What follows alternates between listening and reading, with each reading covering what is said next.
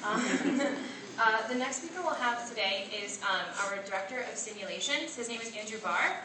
He's actually been the operation, the brain behind all the Sims committees that you guys will be experiencing this week.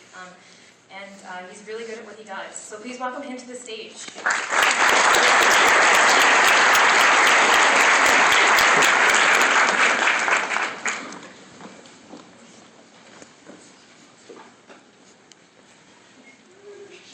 Good evening, delegates and advisors. My name is Andrew Barr, and I have the honor of serving as this year's Undersecretary General for Simulations.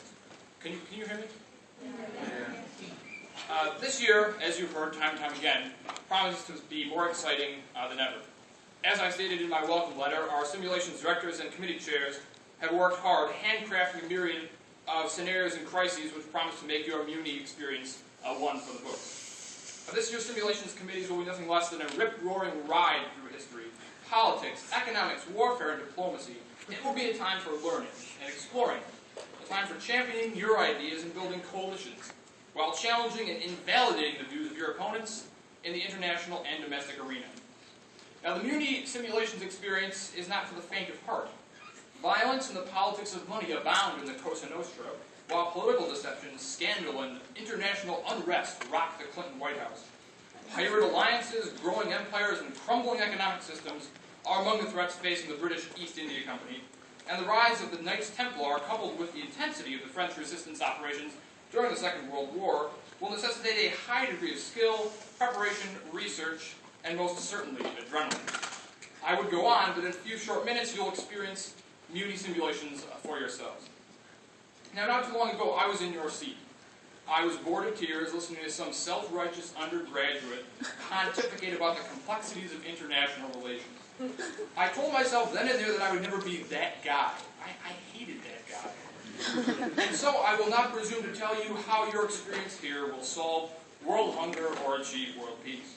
Indeed, in my mind, one of the best qualities of model United Nations simulations committees is that they in fact have very little to do with the United Nations. The bureaucracy that you will encounter is of a totally different brand.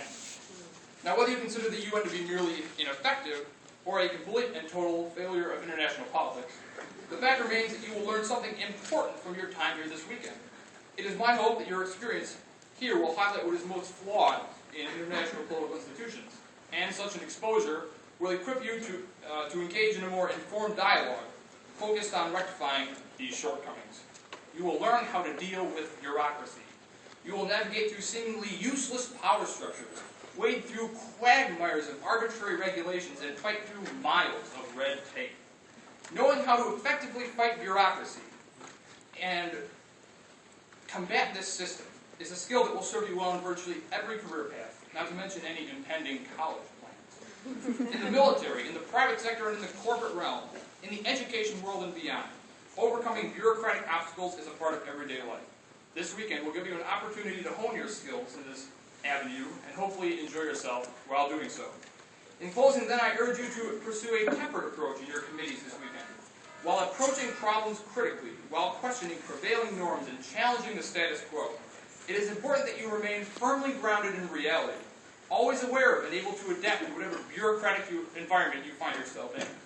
Do not let the permeating fumes of international cooperation prevent you from pursuing individual action in your committees. There is a time and a place for unilateralism, and odds are that time will be at some point this weekend. And so when that opportunity arises, it might not make you popular, it might not make everyone want to hold hands and sing Kumbaya, but it might be the right thing to do, despite what the media would have us think. As the great American thinker William F. Buckley Jr. once observed, idealism is fine, but as it approaches reality, the costs become prohibitive. Thank you.